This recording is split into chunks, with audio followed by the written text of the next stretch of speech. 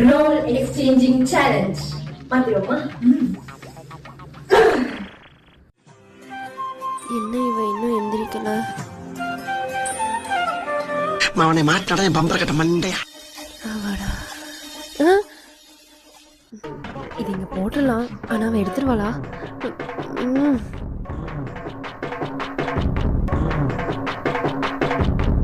சிம்ம யார் இங்க வச்சது? நம்ம எடுக்கக்கூடாதா? எடுக்கணுமே.